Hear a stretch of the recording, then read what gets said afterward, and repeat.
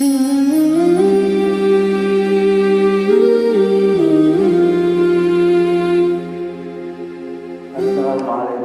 warahmatullahi wabarakatuh.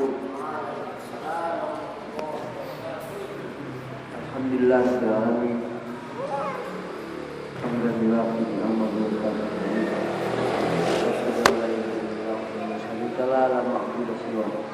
wa anna Muhammadan abduhu wa rasuluhu alladzi la nabiyya wa la rasula ba'da. Salawatullah ala Muhammadin nabiyyil mustafa wa alihi wasahbihi wa mawala wa ala man ittaba ihsan ila yaumil qiyamah. Amma ba'du, ikhwan wa akhwati biddin rahimakumullah, asatidzah wa ustadzat, semoga dalam jalan rahmat dari Allah.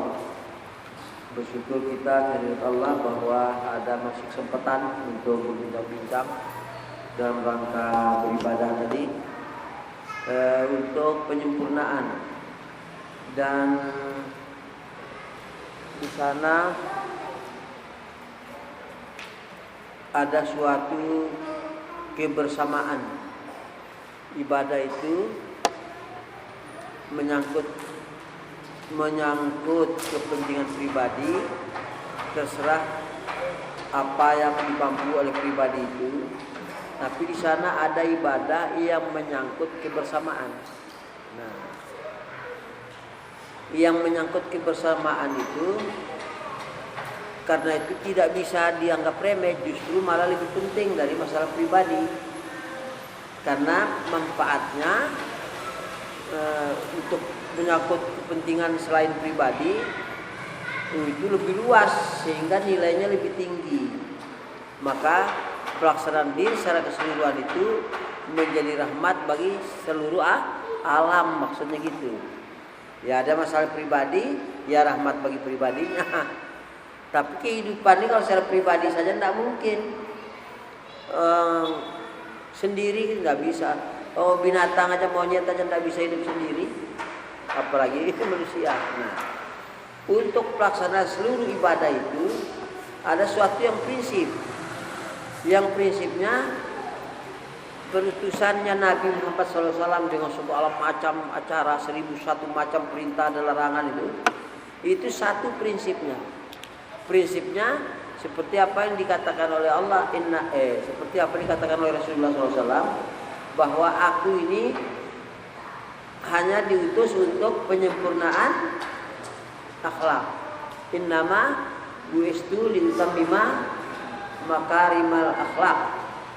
Maka seluruh ibadah itu lepas dari akhlak tidak bermutu dia.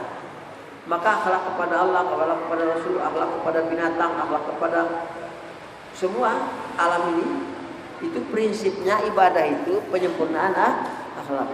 Kalau bahasa Arab, kalau innallaha, sesungguhnya Allah. Kalau innan nasa, sesungguhnya manusia. Pokok inna itu sesungguhnya. Tapi kalau innama, nah lain tuh. Kalau innama bahasa Arabnya itu hanya sesungguhnya, hanya untuk itu. Apa yang kalau innama artinya yang untuk yang disebut setelah innama itu. Kalau inna sesungguhnya, berarti luas, sesungguhnya Allah Maha Kuasa, sesungguhnya Allah Maha Mendengar, sesungguhnya malah.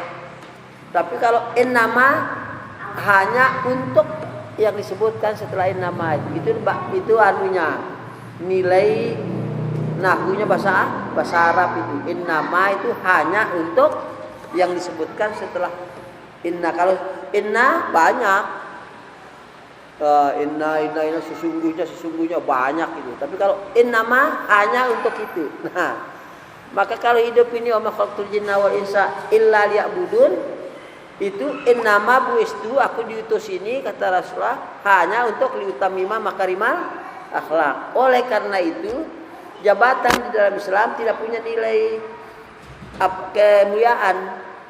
Oh, dia jabatannya tinggi maka surganya tinggi, enggak. Oh, dia rendah maka pahalanya sekecil, surganya rendah, enggak juga. Enggak ada gunanya. Yang ada gunanya itu mempraktekkan ajaran Islam sebagai ibadah, tapi penyempurnaan akhlak. Maka kalau kita seperti saya ini suka bilang sama umat, saya ini khalifah tidak berarti bahwa surga saya paling tinggi, bukan. Karena apa? Yang bertakwa itulah yang paling mulia. Inna akramakum indallahi atqakum, bukan jabatan kalian yang menjadi tinggi, bukan. Tapi ketakwaan kalian. Nah, ketakwaan itu praktek ajaran. Praktek ajaran itu harus tidak boleh lepas daripada al-akhlakul karimah. Nah, orang berjalan seperti itu, kepentingan bersamanya banyak. Maka oleh Allah bilang orang beriman itu bersaudara. Jadi bersaudara itu suatu penjelasan keterangan dari Allah bahwa innamal mu'minuna ikhwatun bersaudara. Ada enggak rasa persaudaraan kebersamaan ini? Kalau masing-masing tak ada perasaan persaudaranya, bahkan yang terjadi karena sekarang umat Islam tidak mempraktekkan ajaran di dunia ini, bukan Indonesia saja, di dunia seluruhnya ini, di Mesir itu pun yang sekolahnya sudah ribuan tahun, sekolah Islam tertinggi di dunia ini, yang paling tinggi di Mesir, dan umurnya sudah 1000 tahun lebih. Tidak berlaku hukum Islam, syariat Islam nggak laku di Mesir. Ada ikhwanul muslimin menegakkan syariat, dipotong lehernya di situ, nggak ada urusan. Karena apa? Karena nilai kebersamaannya tidak ada. Nah, maka berjamaah itu merupakan wajib mutlak. Enggak itu aja. Ya kalau sudah muakkad itu enggak. Maka tidak berjamaah itu berfirqah, namanya diancam dosa yang paling besar, disebut syirik. Tapi orangnya tidak musyrik. Muawiyah itu musyrik enggak? Muawiyah, Khalifah Muawiyah. Enggak musyrik kan? Nah, tapi dia enggak mau bersatu sama Khalifah Ali. Itu hukumnya syirik, bukan akidahnya mau itu sahabat Nabi, la ilaha illallah itu temenan sungguh-sungguh. Cuma kebersamaannya karena tidak bisa, maka disebut oleh Allah syirik. La takunu minal musyrikin minal ladzina farraqu dinahum wa kanu syi'a, masing-masing golongan itu syirik hukumnya. Hukuman syirik itu halal darahnya, maka diperangi oleh Khalifah Ali. Bukan karena syahadatnya enggak benar, bukan. Karena kalau kebersamaannya tidak ada, akhlaknya dia bisa jalan. Yang ada kecurigaan. Nah, persaudaraan tidak mungkin. Sedangkan orang beriman itu disebut adalah bersaudara. Setelah innamal mu'minuna ikhwatun, apa ujungnya? Selanjutnya apa? Waslihi. Maka kalau orang beriman bersaudara, langsung Allah bilang fa aslihu. Oleh karena itu, kalimat panjangnya, maka atau oleh karena itu kalau memang kalian merasa bersaudara, harus mudah saling islah. Kalau kurang persaudaraannya tidak gampang islah. Karena nanti dia singgung, nanti dia enak, nanti ini, nanti itu, pokoknya setannya kecampur. Maka persaudaraan, apalagi kita dalam suatu kerjaan sama kerjaan kita, lebih lagi. Itu pun yang kerjanya beda, yang satu dagang, yang satu mancing, yang satu berkebun gitu. Dia beriman merasa bersaudara. Apalagi memang dagang semua seperti kita ini, mengajar semua, lebih lagi. Tetapi itu nanti faslihu bainahukum dalam rangka penyempurnakan akhlakul karimah.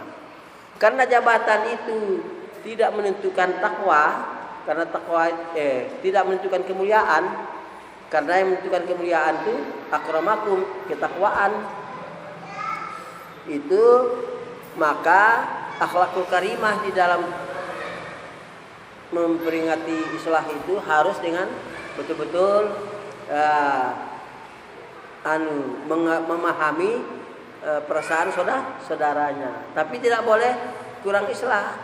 Maka di dalam struktural kekhalifahan mas'ul sampai khalifah pusat sana, struktur itu tidak ada yang bangga dengan kedudukan, tidak ada. Sama kita semua. Kita semuanya di depan Allah sama. Mau dia amir daulah, mau amir umul qura, mau mas'ul, mau murabbi, mau mudabbir, mau semua manusia ini sama. Beriman adalah sama, bedanya mana yang lebih bertakwa itu yang paling mulia, bukan itu. Jadi tidak ada, saya ini kan komandan bisa marah seenaknya, nggak bisa. Nah, jadi setan suka membuat orang itu melaksanakan ayat tapi melupakan akhlak, sehingga pelaksanaan ayat itu melupakan akhlak menjadi perpecahan. Maka dunia sekarang itu ketinggalan, dilupakan. Maka seluruh dunia sekarang umat Islamnya tidak bisa menegakkan Islam. Di Indonesia ini berapa ratus juta orang? Umatnya berapa? 260 juta umat Islam di Indonesia ini. Umat Islamnya di samping non Muslim, Kristen dan Buddha gitu, paling tinggi sudah kalau ada 60, tidak ada. Artinya 200 juta lebih itu umat Islam. Berlaku nggak hukum Islam?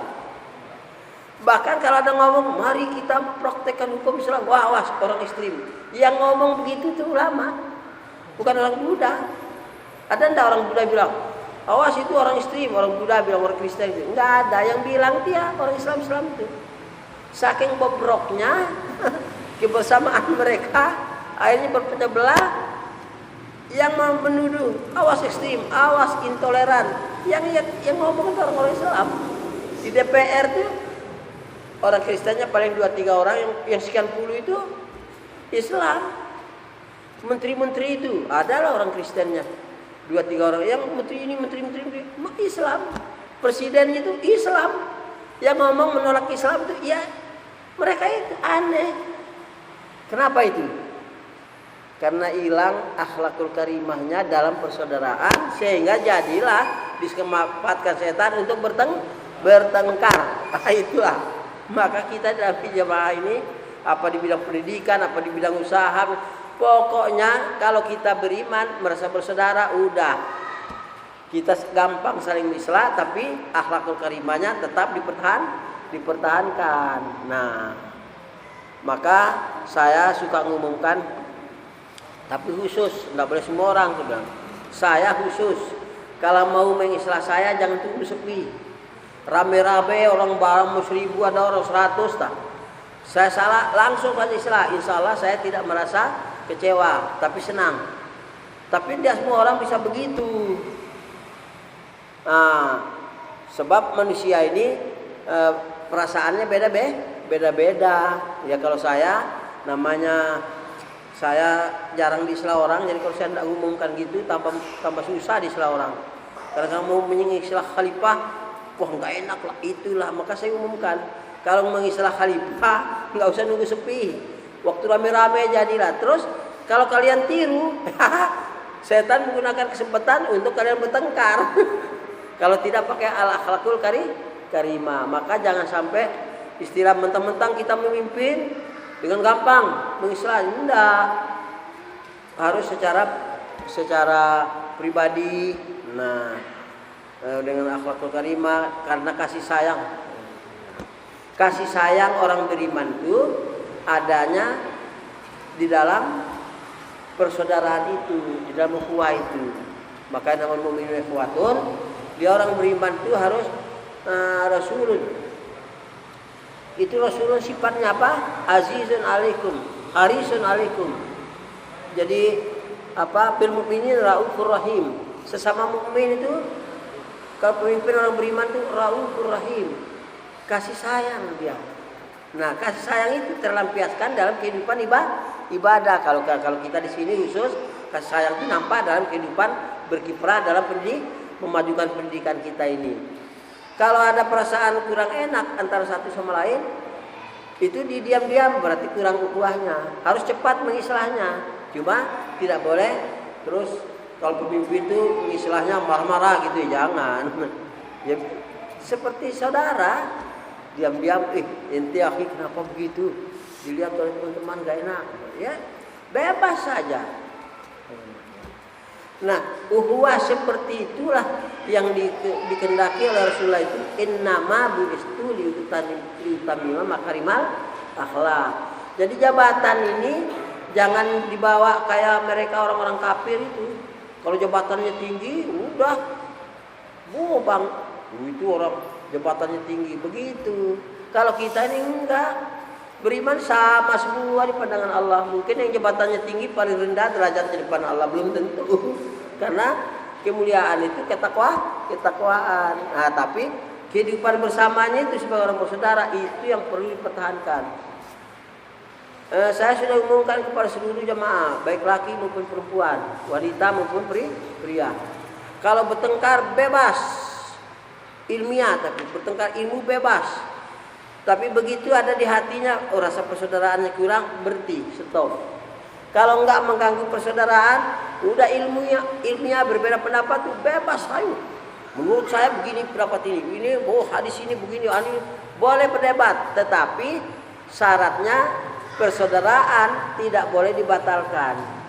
Nah, karena itu Al-Quran secara resmi mengatakan bahwa kalian orang beriman adalah bersaudara. Jadi kalau ada pertengkaran ilmiah berdasarkan buku ini, berdasarkan tafsiran begini, pokoknya boleh berdebat sehebat-hebatnya, tapi begitu rasa persaudaraan kurang, berhenti. So itu lebih utama, rasa bersaudara itu lebih utama daripada segala-galanya. Orang pintar sekarang ini, kalau Mesir itu sudah berapa tahun umur Mesir itu? 1000 tahun loh. Lebih sekolah tertinggi Islam Mesir ribuan tahun. Umur sekolah bukan umur orangnya. Bayangkan, setiap yang tamat syaratnya harus hafal Quran, ahli tafsir, memahami hadis. Setiap yang tamat itu syarat mutlaknya.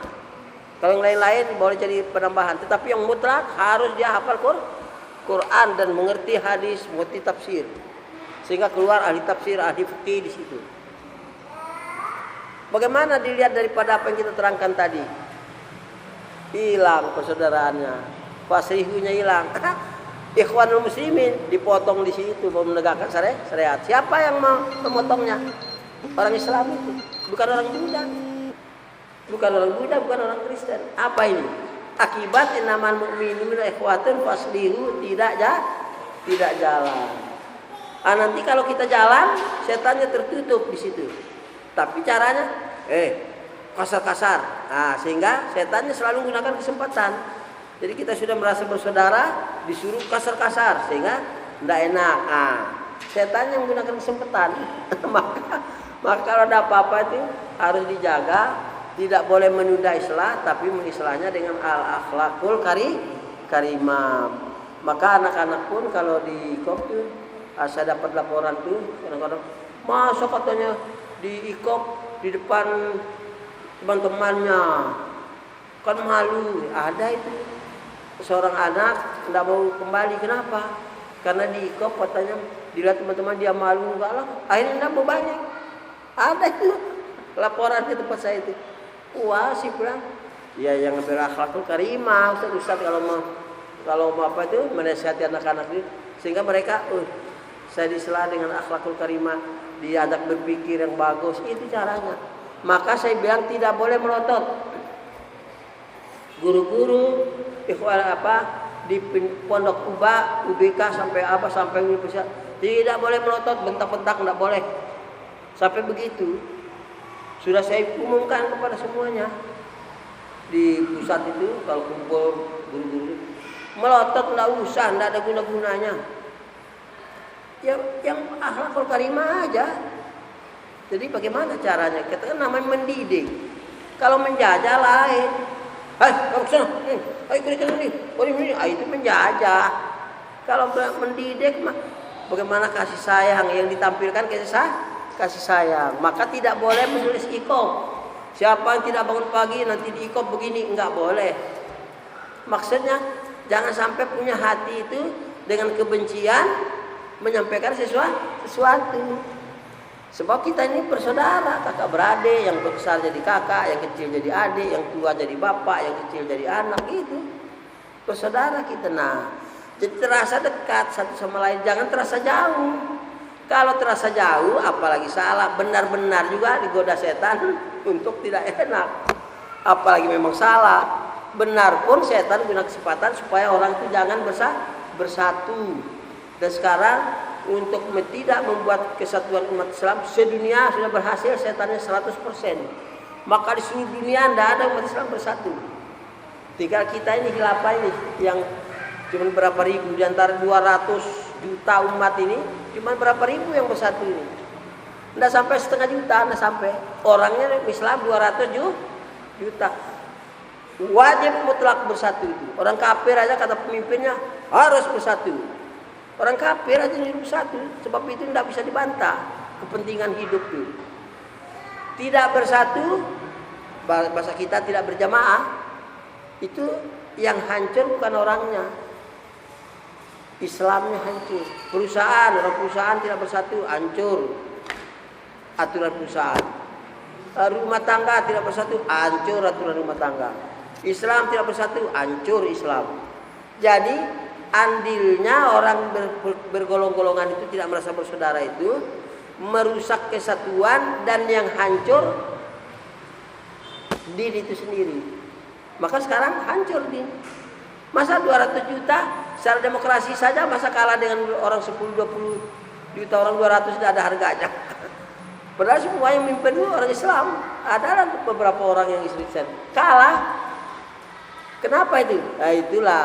Maka orang tidak bersatu itu, tidak merasa bersaudara itu, hukumnya syirik. Bukan la ilaha illallahnya dia syirik, akidahnya bukan. Hukumnya dosanya besar. Dosa orang tidak merasa bersaudara itu, merasa bermusuhan karena tidak bersatu. Itu syirik, dosanya paling besar. Karena yang hancur di samping orang pribadinya, Islam itu sendiri hancur. Orang kafir tidak bersatu, aturan kafir hancur. Semua pokoknya apa saja. Orang satu kebun, pengurus kebunnya tidak bersatu, hancur kebunnya. Apa aja, sehingga mutlak itu bersatu itu. Nah disinilah yang dimaksud oleh Allah supaya berlaku innamal mu'minuna ikhwatun itu, lalu faslihu itu maksudnya supaya jangan sampai kesatuan ini rusak, baik secara pribadi satu antara dua orang, apalagi secara keseluruhan jangan sampai. Dan inilah sekarang yang menimpa kaum muslimin sedunia, kesatuan dunianya habis, sudah rusak. Kita aja kalau kesatuan antara guru sama guru aja tidak bersaudara, udah. Ya ngajarnya ya dengan cengker-cengker yang nggak jadi.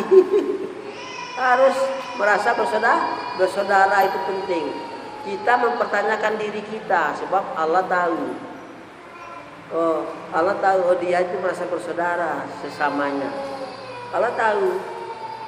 Kalau kita tidak merasa bersaudara jengkel, dia jengkel dengan saudara. Allah juga tahu. Dan untungnya nggak ada. Merusak ukhuwah itu untungnya nggak ada. Walaupun benar tidak ada untungnya. Umpamanya orang ngomong kasar, terus kita jengkel, tidak senang kalau dia kasar, umpama karena manusia namanya. Terus apa untungnya kita jengkel? Nggak ada. Karena dia benar maka dia untung, dia jengkel dia untung. Nggak ada. Tetap rugi tok. Karena merusak ukhuwah. Itu kesempatan setan begitu.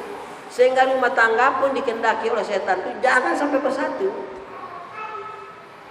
Nah, itu caranya ya jangan merasa bersaudara dan jangan mudah mengislah. Pokoknya nggak enak lah, nanti di islah nggak enak, nanti islah tersinggung, nanti islah ini, pokoknya islahnya nggak jadi, hancurlah perasaan kesatuannya, hancur, hilang. Maka terjadilah fitnah, setannya punya kesempatan. Maka tidak sia-sia Allah ngatur ayat itu innamal mu'minuna ikhwatun fa aslihu. Kalau benar kalian bersaudara, mudah saling islah. Cuma jangan lupa innama bu'istu liutammima, makanya jangan lupa. Nah, kecuali kalau saya apa boleh buat lah, karena orang suka saya dengar kita mau islah khalifah, mikir-mikir nggak enak kata, maka saya umumkan, siapa mau islah khalifah jangan tunggu sepi, orang rame-rame juga udah bebas saja sih bang, insya Allah saya tidak marah, sampai begitu. Karena dikira kalau khalifah itu tidak boleh disela. Ya, kalau salah cepat gitu. Kan kita nggak selamat, nggak disela oleh orang. Untung kita ada disela karena kita apa masalah islahnya. Tapi kalau bersaudara di islah itu ingin supaya kita baik, ingin supaya kita selamat. Salah pun islahnya kita berterima kasih kepada dia. Walaupun salah islahnya, umpamanya, wah kamu itu suka bohong, jangan bohong lah. Padahal kita ini jujur umpamanya. Wah, enggak usah jengkel. Iya, itu perkiraan orang, sebenarnya saya ini bohongnya enggak ada. Coba, kan saya begini-begini itu jujur, bukan bohong. Nah, karena secara akhlak bermusyawarah habis. Tapi kalau ukhuwahnya kurang, mau islah itu mikir-mikir, jadi dibiarin dulu lewat-lewat tempat kawan. Itu karena rasa persaudaraannya kurang. Makalah susun mukminun ikhwa wa aslihu. Nah itu tandanya. Cuma seluruhan ibadah harus innama buistu liutamima makarimal akhlak, itu harus wajib. Seorang sahabat datang, ya Rasulullah, saya akan menceritakan seseorang, si fulan itu. Rasulullah tanya, kalau kamu cerita tentang dia, pendapat saya terhadap dia itu berubah enggak? Oh berubah Rasulullah. Pulang kamu, enggak usah ngomong lagi. Gitu. Sahabat gitu ya sama Rasulullah. Kalau dia cerita, maka tadi pendapat kita kepada si A itu tadi, begitu dia cerita berubah. Karena cerita orang ini, karena menceritakan entah jeleknya entah baiknya, pokoknya enggak ngerti lah kita. Tapi peristiwanya begitu, enggak disebut apa istilahnya enggak. Cuman dia tanya sama Rasulullah, kalau kamu cerita terus saya dengar, terus nanti berubah enggak penilaian saya terhadap orang itu? Ya salah berubah ya Rasulullah. Pulang kamu enggak usah ngomong lagi. Enggak usah. Habis barangkali mau wah orang itu salah ini, ya kalau salah datang sama orang itu ngomong ke sana, enggak usah orang lain dengar, kan selesai. Kan gampang itu. Karena merasa bersaudara. Nah ini yang kurang di kalangan kaum muslimin sedunia. Masalah kalau sepondok gitu, masalah. Kekurangan umat sedunia ya di situ, itu bukan soal wah kenapa Islam tidak jalan nih, habis orang tidak ada yang pintar, bodoh semua. Enggak, orang tamat Mesir itu pintar semua, wali tafsir, profesor, MA, apalagi LC apa itu mah tidak tahu saya. Wah itu orang hebat itu, enggak laku. Nah itu profesor di sana di kita ini. Mana Islam? Kapan Islamnya? Baru masuk Islam? Enggak, dari kecil bapaknya Islam, dianya Islam. Enggak laku hukum Islam. Padahal jumlahnya ratusan juta, kalah sama beberapa puluh orang di DPR, beberapa puluh orang kalah yang banyak itu.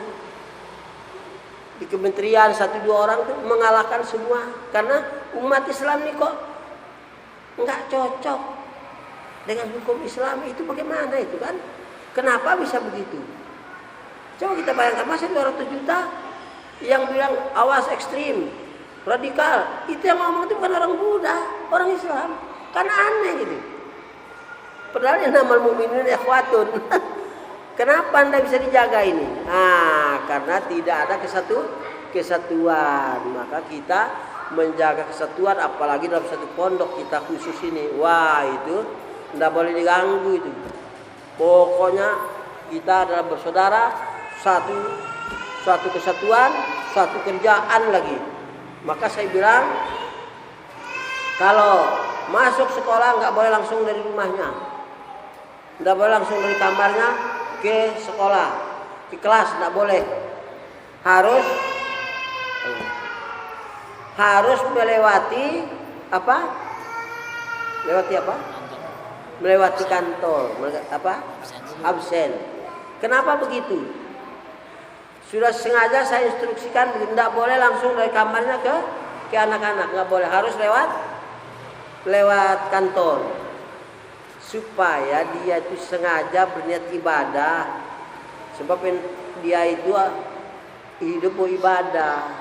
Lah kalau terus ngajar saja yang ada di kepalanya itu apa yang mau saya ajarkan, mudah-mudahan anak-anak ini bisa paham semua lah, ini mudah-mudahan bisa jelas apa. Enggak ada niat ibadah. Tapi kalau ke kantor dulu absen dia, oh iya ini ibadah ini masuk jam 7 atau jam 8 gitu. Ada niat ibadah. Kalau enggak niat ibadah, waduh, sholat pun neraka wel, apalagi cuma ngajar. Harus niat ibadah. Jadi itu, maka saya ngajar enggak boleh langsung ke kamarnya. Dari sekolah, dari kelas langsung ke kamarnya, ke tempat, ke rumahnya, enggak boleh. Lewat dulu, lewat pos, sehingga terasa, oh ini disiplin ibadah. Sehingga terus ibadah itu nanti kita terima di akhirat tuh pahala ibadah, bukan pahala ngajar. Kalau ngajar dinilai ibadah, niat ibadah baru ada pahalanya. Kalau ngajar supaya orang pintar, orang kafir juga bisa. Ngajar supaya orang pintar ya bisa, orang kafir juga bisa. Tapi ibadahnya nggak ada. Kita capek, begitu mati mana nggak ada tuh kan, rugi. Aduh ya Allah, malu kita laleh, maaf, balik lagi nggak bisa. Lah sekali lewat, maka hati-hati. Innamal mu'minuna ikhwatun, betul-betul orang warga khilafah itu harus hati-hati, apalagi di satu grup di pendidikan ini. Yang tidak satu grup ada bertani, ada berdagang, ada yang macam-macam, beda-beda, tapi tetap innamal mu'minuna ikhwatun faslihu. Harus merasa satu. Jadi semua perselisihan pendapat, pemikiran yang berbeda boleh, asal tidak mengganggu perasaan bersaudara. Maka saya anjurkan setiap orang khilafah itu kalau ketemu saudaranya, merasa bersaudara enggak? Oh merasa. Oh saya kok tidak merasa bersaudara, malah jengkel sama si Anu. Wah itu dia istighfar, datang kepada si Fulan. Saya kok jengkel dengan itu ya Allah. Jangan sampai rasa jengkel. Apa saya ini kok jengkel sama sampean supaya saudara saya seiman. Itu harus begitu. Tidak boleh merasa jauh, tidak boleh. Ini kadang-kadang ya, tapi misalnya ada pendidikan tidak. Tapi kadang-kadang di luar itu si Anu itu saingan dagang kok. Masa saya dagang gini, dia dagang itu juga lagi sehingga kurang laris. Nah,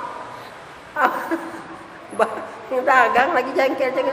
Katanya dia yang terjadi ini cerita ini. Yang seorang ikhwan kita dagang roti, laris kan? Karena satu wilayah, satu istilahnya satu tempatnya tidak jauh. Tahu-tahu dilihat saya dagang roti, datang dia dagang roti lagi. Akhirnya rezekinya, larisnya roti ini kurang karena dia menyaingi saya. Jawabnya apa? Apa kamu kira Allah itu miskin? Jadi rezeki kamu itu dioper ke sana, maka kurang rezeki kamu. Kata Rasulullah itu dikayakan semua orang di dunia ini, enggak habis rezeki dari Allah itu. Ini kok dia merasa temannya itu mengurangi rezeki dia. Padahal Allah menguji dia diuji dengan cara tidak laris barangnya. Bangkrut, tapat itu ujian Allah, bukan maunya kita. Apa ada orang bisa menentukan nasibnya? Enggak ada. Nabi aja enggak bisa menentukan nasibnya sendiri.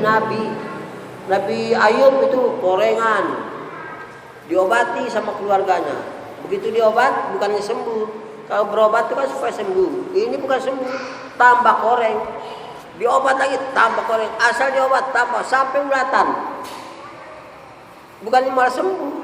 Nah, sehingga ulatan. Dalam riwayatnya ulatnya itu kalau dia membersihkan badannya, ulatnya itu diletakkan dulu. Sudah dia bersih-bersih badannya sebab terpencet kalau dia itu. Sehingga diambil ditaruh. Begitu sudah selesai dilihat ulat itu gerak-gerak itu, enggak sampai hati dia. Baru dibalikin lagi. Enggak bisa tentukan nasibnya sendiri. Itu ujian dari Allah. Dia rela enggak menghadapinya itu? Itu ujian. Tapi dia beribadah apa tidak? Hidup ini hanya untuk ibadah, lewat ujian. Tidak terus langsung lulus. Nah itu Nabi Isa gitu disalib, bukan dibuat koreng tapi disalib. Dikejar-kejar mau disalib. Tapi Nabi Musa lain lagi, mau dikejar, mau dibunuh oleh Fir'aun. Nabi Yusuf lain lagi, masuk penjara. Nabi Ibrahim masuk api. Ya lain-lain ujian tuh, tapi ujian itu semuanya dari Allah. Kewajiban kita ini menjaga ukhuwah kita supaya bisa saling islah secara senang, bukan secara jengkel, tapi secara senang hati. Kita saudara ini apabila kita diislah, saya diislah oleh Hasan bapaknya, saya harus walaupun salah istilahnya, saya bilang terima kasih ente mengislah saya. Berarti dia pengen menyelamatkan saya kan? Hasan pengen menyelamatkan saya, baru saya diislah. Saya terima kasih. Kalau salah saya kasih tahu, istilahnya maaf keliru, papanya. Karena begini itu salah informasi, papanya. Ya enggak apa-apa. Terus saya jengkel, gunanya apa? Tambah pahalanya, malah hilang pahalanya kalau jengkel. Matur nuwun, ada orang mau islah, kan untung. Inilah persaudaraan yang harus dipertanyakan kepada setiap dada masing-masing. Apalagi kita satu grup ini, kerjaannya satu. Ibu sama ibu, wanita sama wanita itu. Merasa bersaudara betul enggak ya? Saya jengkel sama ibu anu itu. Kenapa jengkel? Dapat pahala? Enggak. Mungkin dapat dosa, pahala pasti enggak dapat. Kan rugi sudah. Ditimbang di akhirat itu pahalanya kok. Terus untuk apa coba? Tidak senang. Ya kalau salah datangi saja. Maaf saya ini gini. Bagaimana? Oh ya, betul nun, bagus. Atau kalau salah, wah maaf, salah informasi. Bisa kalau merasa bersaudara. Bisa enggak ya ikhwani merasa begitu? Enggak bisa kecuali sengaja melatih dirinya. Kalau tidak mau melatih dirinya, mempertanyakan dirinya, tidak bisa. Harus mau melatih dirinya, mau menjaga akhlakul karimahnya dengan merasa bersaudara. Bahkan orang kafir kalau merasa bersaudara, kakak beradik, bapaknya satu, ibunya satu, kakak beradik. Kalau dia salah, adanya, dek jangan begitulah. Enak karena dia merasa bersaudara walaupun dia kafir. Lah kita memang diresmikan oleh Allah, kalian itu bersaudara karena iman kalian. Tahu-tahu kita merasa jauh, lain bagaimana? Ya rugi kita. Hidup cuma sekali, dari 2 kali. Untuk apa hidup ini? Maka kasih sayang itu harus terrealisir dalam kehidupan ibadah. Ada seorang perang ini, wah yang satu luka, yang satu kena panah, yang satu kecapean. Kata ada keluarganya, sudah ini numpuk ini beberapa puluh orang pada lemas. Terus keluarganya datang ngasih air minum. Di sampingnya ngomong, saya juga butuh lah. Dikasih sama yang dapat air tadi. Begitu dikasih, yang sebelah sana ngomong, saya juga pengen air. Oh ya sudah, kamu dulu kasih lagi. Yang satu sebelah sana, saya juga kasih. Beredar akhirnya pada mati semua kehausan. Saking mengutamakan saudara sampai begitu. Contoh sahabat itu. Ada cerita Utsman bin Affan masuk diutus oleh Rasulullah ke Mekah. Lihat keadaan Mekah, coba bagaimana situasinya, nanti lapor. Tahu-tahu sudah waktu pulang, kok belum pulang, ada informasi, wah ditahan oleh orang Mekah itu. Wah, baiat ridwan, baiat maut. Daripada dia kita mati semua aja. Nyawanya sabuk untuk membela orang saudara. Saking rasa ukhuwahnya kuat. Kalau kita bayangkan itu, kita ini apa? Baru salah sedikit aja kecewa lah, itu mah jiwanya mah nggak ada, itu nggak beres itu. Padahal ya sama-sama tadi dagang, sama-sama dagang, cuma gara-gara dia roti, katanya gara-gara dia rezeki saya kurang, masa saya ingin, katanya mesti dagang yang lain lah, katanya. Padahal kalau di pasar itu, kalau orang dagang roti sendiri malah nggak laku. Tapi kalau berjejer orang dagang roti itu 100 roti semua berjejer, justru malah rezekinya banyak. Kalau nyendiri malah jarang yang datang. Begitulah setan itu pintar. Maka saya bilang semua kita ini harus selalu tanya pada saya, masih bersaudara enggak dengan Ustaz Tanu? Masih bersaudara enggak dengan Ustazah ini? Enggak, dekatin. Kenapa saya kok enggak merasa bersaudara dengan dia? Apa gunanya? Nah, padahal itulah keselamatan di situ. Nah, inilah yang harus ditekankan kepada semua warga, terutama yang satu grup seperti pendidikan ini, karena harus dicontoh oleh anak-anak. Maka sebenarnya tidak boleh bentak. Ada lagi laporan anaknya dibawa, Khalifah kata ibunya, tolong nasihatin anak saya ini. Kenapa? Tidak mau balik ke pondok. Kenapa? Dibentak. Siapa yang bentak? Saya tanya anaknya, temannya sendiri yang bentak itu temannya. Rupanya murid itu dia lihat ustadznya, "Hei kamu ini." Murid itu ikut ngebentak temannya, nyontohnya guru. Maka saya bilang tidak boleh bentak anak-anak, melotot tidak boleh. Ditiru sama anak. Akhirnya orang saya suka dibentak sama kakak dia itu, kakak kelasnya dia itu. Jadi tidak mau balik lagi. Nah, yang dicontoh gurunya, maka kumpul ya dari pengalaman gitu saya bilang tidak boleh ikop, tidak boleh diumumkan. Kalau mau marah-marah enggak boleh melotot, kasih sayang yang ditunjukkan. Kalau dia salah kasih sayang. Masa mendidik kok bentak-bentak? Penjajah apa? Kalau penjajah ya bentak-bentak. Nah, itulah caranya akhlakul karimah diterapkan. Jadi sangat berfungsi sikap guru-guru ini karena anak-anak itu melihat Ustadz itu suka nuding-nuding, dia juga gitu. Muridnya itu niru juga nanti. Karena lihat ustadznya begitu, dia niru. Namanya pendidik. Nah, inilah yang harus diperhitungkan. Maka tidak boleh bentak, tidak boleh melotot, tidak boleh. Apalagi dijorok. Oh, ada juga laporan juga, ini saya tahu semua ini kan laporan. Kenapa nah kamu tidak mau kembali? Itu Ustaz Tanu suka ngejorok ini kepalanya. Kamu ini. Setelah mandi kepalanya dijorok. Saya bilang lah ini masa guru kok sudah kebentak ngejorok lagi kepalanya dijorok gitu. Baik kamu di mana? Nah, tidak ada kasih sayang saja. Kan kita wakilnya bapak ibunya anak-anak itu kita yang membinanya. Sampai yaumil kiamah kita bina itu kita dapat hasilnya. Bukan cuma dunia. Kita lewat itulah surga kita. Tentu kita tidak dengan kasih sayang rugi betul. Jadi harus dengan kasih sayang. Nah, itu masih banyak terjadi dari laporan masyarakat itu. Maka saya bilang sama Ustaz, tadi kumpulin nanti mumpung saya datang ini. Saya mau cerita itu tadi. Saya bilang kumpulin ibu, ustazah, itu asatizah, kumpul semua. Nah, ini mau saya ceritakan itu menderita kemarin-kemarin niat itu begitu. Karena masih banyak laporan.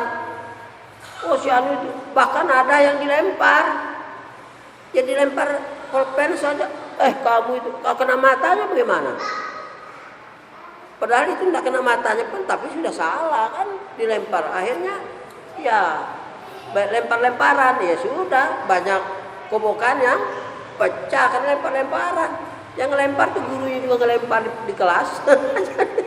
Akhirnya anak-anak juga lempar juga. Walhasil inilah yang sering sewaktu-waktu sering terjadi, dan ini yang menggagalkan nilai pendidikan kasih sayang, nilainya hilang dan tidak menambah pahala. Nah, yang situ menurut kejiwaan, setiap dibentak orang kaget dia. Jiwa orang manusia itu kalau dibentak, kaget. Dia kaget. Kalau sering dibentak jadi bodoh orang itu. Maka orang lama dijajah kayak bangsa Indonesia ini ratusan tahun dijajah, 7 keturunan gobloknya bukan main. Orang Islam tidak setuju dengan Islam kan kotor itu.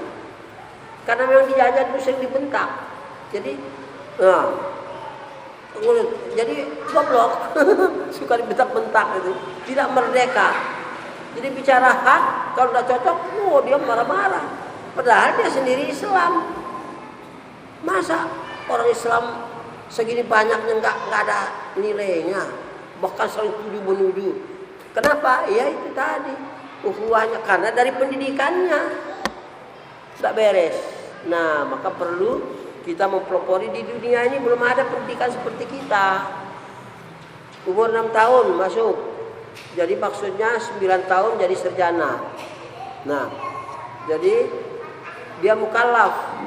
Mukallaf sudah punya kewajiban mengamalkan Quran, bukan membaca, mengamalkan Quran. Jadi tidak boleh belajar di meja mati begini. Sudah dewasa, mengamalkan Quran, hidup di luar. Maka di universitas kita ada yang suka bertani, disiapkan tanahnya untuk bertani di universitas. Tapi kalau di UBA, UBK, apa tidak usah dulu. Begitu universitas, ngapalnya tinggal 2 juz saja. Tidak usah banyak-banyak ngapal. Karena bukan ngapal Quran maksudnya itu, mengamalkan Quran. Maka di universitas karena sudah mau balik, nanti keluarnya tidak boleh nganggur. Yang suka bengkel kita siapkan di universitas itu mobil bongkar pasang, motor bongkar pasang. Kalau dia mau jadi bengkel, yang punya niat bengkel masuk di pelatihan bongkar pasang motor atau mobil, kita siapkan. Kemudian nanti yang ibu-ibu, putri-putri, mahasiswi pengen jadi bidan atau kedokteran, kita bikin kedokterannya. Nanti dokter-dokter situ ibu-ibu ngajarkan santriwati tentang kebidanan. Yang niatnya mau jadi bagian kesehatan, yang niatnya nanti mau jadi petani, lahannya sudah ditanam, tanam pepaya, tanam terong, tanam bagaimana caranya sehingga dia keluar, dia bertani menurut keinginannya. Belajar ngapal-ngapal ini kita setor waktu dia masih kecil itu. Sekian juz kelas 1, kelas 2, sekian juz kelas 3. Sehingga abah sudah tinggal sedikit saja tamat. Sekarang sudah mulai, baru sampai di kelas 1 abah sudah banyak yang hafal sekarang. Karena teori menghafal itu tambah gampang. Sehingga jangan sampai mahasiswa yang ngapal-ngapal juga lagi. Ya, yang hafal terus tapi ala kadarnya. Harus mempraktekkan, mengamalkan Islam. Maka di universitas kita yang sudah 15 tahun itu tidak boleh pengangguran. Jadi yang perikanan seperti di Sumbawa atau di Lampung itu yang suka keinginannya melihara ikan, perikanan, gali di tanah, digali kuasai air, pelihara ikan. Mana yang punya keinginan nanti kalau keluar jadi bikin kolam ikan, pelihara ikan, apa mujair, apa lele, ya praktek. Jadi begitu keluar tidak ada pengangguran. Itu sekolah kita begitu. Maka tidak boleh umur 8 tahun diterima juga. Ini 16 tahun belum tamat. Wah, dosa melulu. Cuman kenapa engkau bersedekah lagi ngapal Quran? Apa Islam seperti itu? Nah, itulah maka pendidikan kita belum ada di dunia ini. Kenapa belum ada di dunia ya? Ya karena itu tidak kepikir, karena ukhuwahnya hilang. Jadilah golongan-golongan, jadi menurut kebijaksanaan golongan. Akhirnya sekolah ini tengkar sama sekolah itu, tengkar sama sekolah sono lah, nggak jadi-jadi. Maka kita ubah dunia ini, kita ubah mulai dari jamaah kita itu, Khilafatul Muslimin. Baik di struktural kita ini, kalau umpamanya 1 bulan saja menjadi warga khilafah, 1 bulan. Tidak ada lagi orang takut lapar. Miskin kayak apapun dia tidak akan takut lapar. 1 bulan saja menjadi warga khilafah. Jadi kalau pengangguran 1 tahun habis pengangguran. Struktur kita itu. Umpamanya kemasulan 1 mas'ul 50 kakak. Harus datang setiap kakak itu 1 bulan paling tidak harus diparanin. Umpama 1 kemasulan 50 kakak. Berarti mas'ulnya digaji karena dia harus datang ke setiap rumah kan, karena tidak bisa usaha, digaji. Kalau merdeka umpamanya. Terus 1 bulkuro umpamanya 100 mas'ul. Jadi kalau 50 kakak 1, kalau 100 1 bulkuro 100 mas'ul, 100 kali 50 berarti 5.000. Belum sampai ke wilayah, ke daulah. Mana yang nganggur-nganggur? Kenapa nganggur? Ya tidak ada kuliah. Utus ke Di antara yang 100 itu masa tidak ada tempat bisa kerja. 1 tahun tidak ada lagi pengangguran. Tapi kalau sistem sekarang, sistem orang kafir itu, PBB itu, orang kafir-kafir sana itu. Wah, telah berkurang pengangguran sekian persen. Ya kurang karena masuk penjara. Di penjara tidak pernah kurang. Dibilang telah berkurang pengangguran, lapangan kerja, alhamdulillah pengangguran kurang. Barang dilihat itu penjara. Ya bagaimana tidak kurang pengangguran di penjara? Itulah kalau sistem kita ini tidak. 1 tahun habis orang nganggur. Karena baru sampai umur kuro aja ada 5.000 kakak. Masa 5.000 kakak orang nganggur 20 gitu tidak bisa satu sana kan habis. 1 bulan aja tidak takut lapar lagi. Itulah hebatnya Islam. Dan ini sedunia belum ada yang kepikir begitu. Mana ada sedunia ini yang bisa memikir ada mas'ul, belum ada. Maka ini betul-betul rahmat Allah. Pelopornya kita, maka kita bertanggung jawab karena kita pelopor. Maka kata Allah, nilai pahala berlipat ganda daripada nanti yang mengikut kita. Ini kan pelopor semua ini. Bukan saya yang pelopor, itu semua kita. Kepada dunia ini kita lah Khilafatul Muslimin mempeloporinya. Di dunia ini nggak ada ulama-ulama sedunia itu bukan orang sembarang, orang hebat-hebatnya, syekh hebatnya kumpul berpuluh kali secara dunia dan niatnya juga mau menuju seorang khalifah. Nggak bisa. Kenapa itu? Apa mereka bodoh? Wah, yang kumpul itu orang hebat-hebat, ahli tafsir, ahli fikih, para huffaz. Bukan yang sembarangan dari negara-negara ratusan orang kiai sedunia kumpul, nggak bisa. Tapi kita ya dengan maklumat sebarkan jalan. Tadinya saya sendiri lama-lama ya jalan juga. Nah ini rahmat Allah. Lah kalau kita pelopornya ini tidak jaga ukhuwahnya, entah di bidang pendidikan juga terkhusus untuk membina kader selanjutnya, wah kita rugi, kesempatan cuma sekali. Nah inilah suatu rahmat Allah yang hanya diberikan oleh Allah kepada Indonesia, orang di Indonesia, tidak kepada orang Mesir. Padahal mereka lebih pintar, tapi tidak diberikan oleh Allah. Mungkin sesuai lah dengan apa yang kita sebarkan waktu syiar itu, awal kebangkitan Islam sedunia dari Indonesia dan Indonesia. Itu ngomong bukan ngomong asal ngomong. Ada data-data anunya. Baik secara dalil maupun secara kenyataan, memang tidak ada yang memulai kesempurnaan dini kecuali di Indonesia atas rahmat Allah. Bukan karena kita pintar, karena kita mungkin tulus, ya dikasih jalan oleh Allah. Apa susahnya Allah? Maka saya bilang pendidikan kita ini jangan sampai lotot-lotot lah, kasih sayang, tunjukin. Apalagi sesama guru, kasih sayang.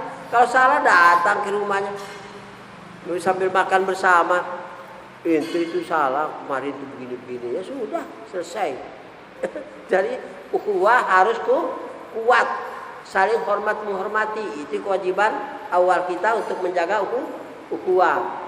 Mudah saling islah demi kesempurnaan ukhuwah juga. Maka bersisa pendapat boleh, tapi timbul jengkel nggak merugikan nilai ukhuwah. Kita tahu, wah rasa gak enak ukhuwah, berhenti dulu, nanti ukhuwah kita rusak. Besok diterusin lagi, gitu enak jadi warga khilafah itu. Kalau memang tulus ikhlas semata-mata mencari ridho Allah. Dan kalau bukan untuk itu, kita gigih apapun kegiatan kita, nggak ada guna-gunanya kalau bukan untuk memberatkan nilai timbangan akhirat. Jadi kalau kita tidak kaya pahala, udah tidak ada gunanya hidup ini. Mau terbang ke langit dia 10 kali sehari, tidak kaya pahala, nggak ada gunanya. Apalagi tidak bisa terbang. Kalau belum bisa terbang 10 kali ke langit sekian hari, tapi pahalanya kurang, tidak ada gunanya hidupnya. Sebab apa? Bernapas, makan, ngantuk, tidur. Hidup ini kan begitu. Oh dia itu miskin sekali. Bernapas, makan, ngantuk, tidur. Oh dia itu kaya sekali. Bernapas, makan, kenyang, ngantuk, tidur. Apa bedanya? Tapi pahalanya ada enggak? Itu yang dicari itu. Kalau rugi pahalanya nggak ada, anda sudah nggak ada gunanya, percuma. Sebab hasilnya bernapas, makan kenyang, ngantuk tidur. Oh tapi dia jadi gila. Berapa tahun gila? 25 tahun. Bernapas, makan kenyang, ngantuk tidur. Terus apa bedanya?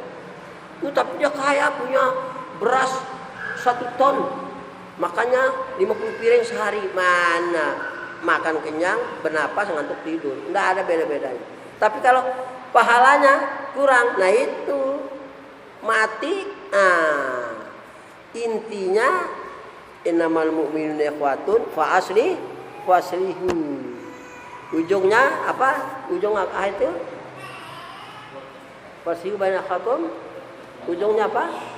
Apa ujungnya? Lalakum turhamun. Apa turhamun itu? Dikasih sayangi Allah. Bayangkan itu masuk surga. Lah kalau ini rusak, habis ilmu tidak ada gunanya lagi. Di Mesir itu orang menegakkan syariat, dipotong lehernya ikhwanul muslimin. Ya. Di Mesir itu orang ikhwanul muslimin, Hasan al-Banna ditembak di jalan. Orang Islam menembaknya, bukan orang Buddha, bukan. Orang Islam. Terus Said Qutb, ahli tafsir itu tafsir Said Qutb itu sekarang kita pelajari juga.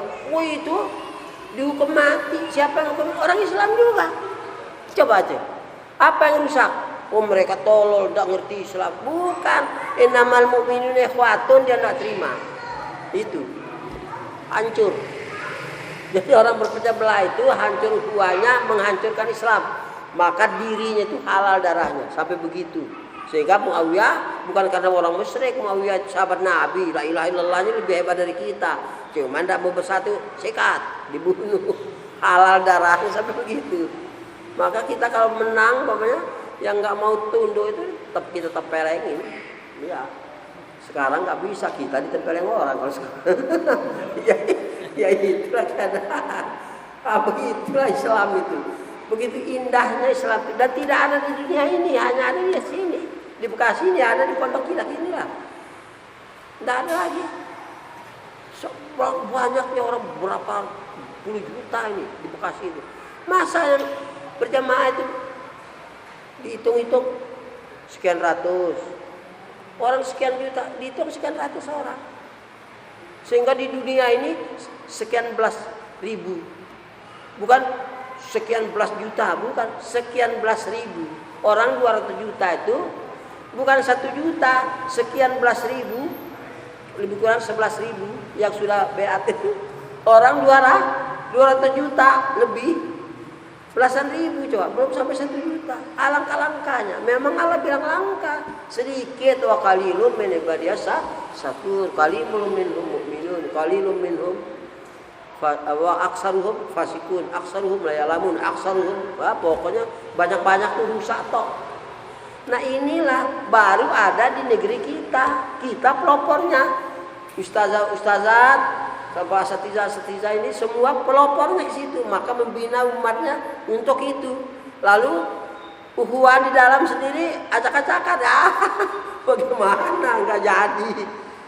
Jadi harus betul-betul masa bersaudara. Jabatan itu bukan ukuran takwa, jabatan itu beda tugas. Kalau tidak bagi tugas, kerjaan tidak selesai. Maka ada bagi tugas. Bukan artinya pemimpinnya gampang, gurunya gampang marah dengan anak-anak, jangan. Pemimpin nggak sama anggota mudah marah, jangan. Hati senang gembira, lalakum turhamun, rahmat, kasih sayang itu. Nah inilah yang rusak, sehingga ilmu 30 juz Quran tidak ada gunanya. Islam hancur.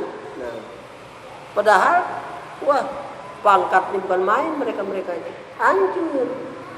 Jadi bukan karena bodoh, tapi karena tidak ada kesatuan ukhuwah. Ini yang harus dijaga di setiap kelompok kita. Bahkan di seluruh jamaah walaupun beda kelompoknya, tetap innamal mu'minuna ikhwatun. Ini yang perlu ditanamkan betul, sehingga prakteknya guru-guru kasih sayang sama anak-anak, jangan bentak-bentak. Enggak boleh bentak-bentak. Enggak boleh tulis ikop, siapa yang telat bangun pagi akan Suruh gini, enggak boleh. Tanya dia, kok telat nak bangunnya? Ya habis semalam nggak tidur cepat sampai jam 1 main-main. Wah kalau gitu besok jangan lagi ya. Kasihan kamu ngantuk, nanti udah bisa dikasih sayang. Dasar kamu memang nakal ya, jangan begitu. Itu mah penjajah, bukan guru itu mah. Bukan pendidik, itu guru. Itu penjajah. Orang kalau di Indonesia ini orang londo itu dulunya.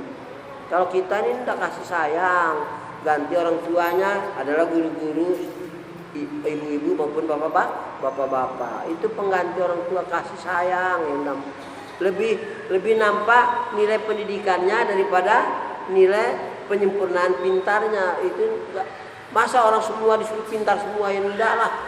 Allah itu akan memberi kelebihan pada orang itu bukan cerdas semua. Ada yang tidak bisa apa-apa tapi punya kelebihan lain lagi. Masing-masing kata Rasulullah punya kelebihan. Udahlah. Bahkan di dalam pendidikan kita tidak ada istilah tidak naik kelas. Naik kelas apa? Kenapa naik kelas? Karena dia bodoh naik kelas. Oh naik kelas, kenapa? Dia pintar naik kelas, sama saja. Pokoknya tidak ada tinggal kelas. Karena bukan itu. Tujuan itu bukan pintar-pinteran. Nah itu tadi. Kalau sekarang itu enggak. Wah ditulis profesor ini itu. Saya dulu kuliah tahun 66 ya, saya kuliah itu.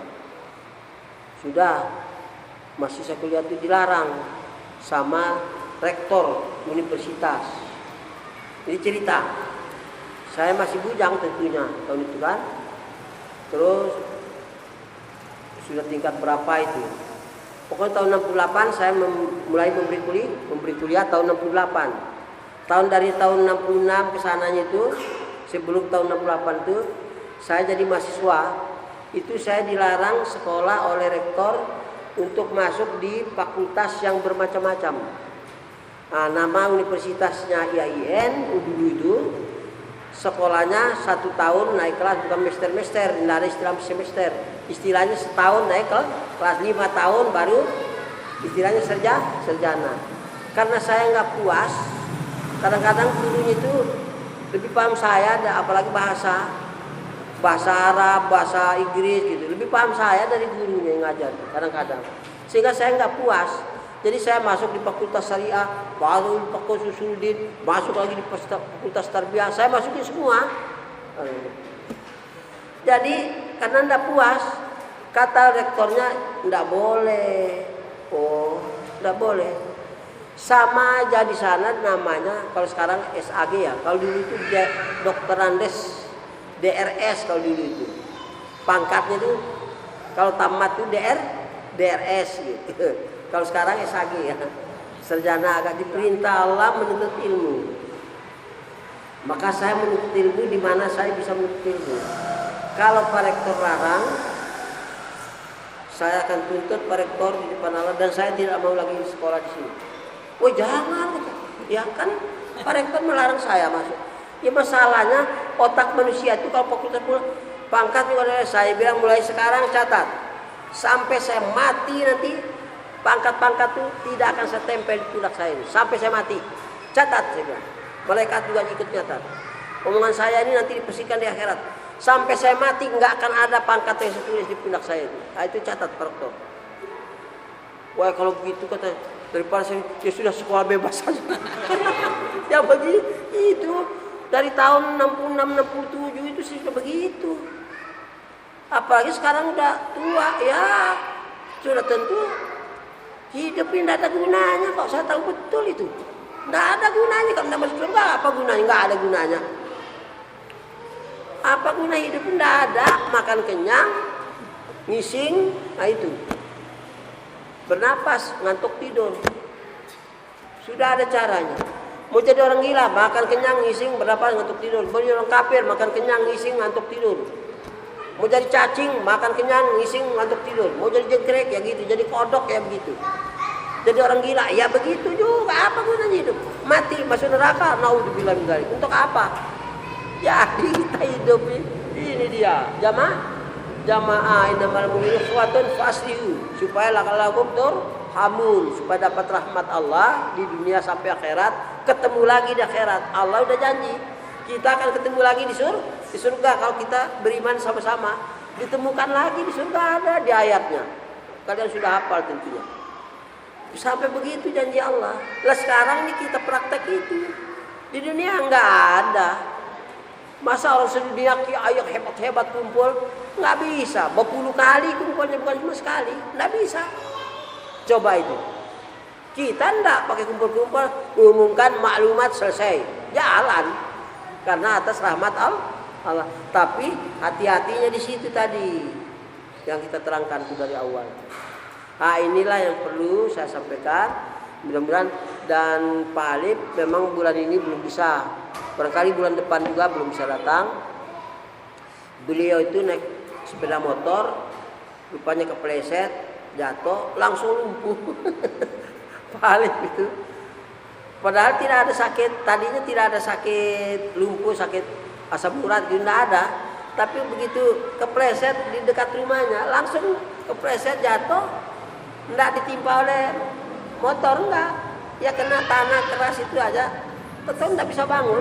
Sampai sekarang sudah dipijit-pijit, sekarang sudah bisa bangun tapi pakai tongkat. Mudah-mudahan cepat sembuh ya. Jadi bulan ini ya tidak bisa masuk kantor. Paling lucu ya gitu, ujian saja. Sebenarnya ujiannya begitulah. Mudah-mudahan tambah nilai ibadahnya. Kita saling doakan, mudah-mudahan cepat disembuhkan Allah. Dan juga ikhwan-ikhwan kita yang banyak ini, banyak saya dapat informasi yang sakit-sakit itu. Mudah semuanya warga kita yang sakit-sakit itu diberi kemudahan untuk kesembuhannya, sehingga dapat sejahtera lahir batinnya atas rahmat Allah. Amin. Nah demikian, nanti ada lanjut acara, dan nanti setelah Isya katanya struktural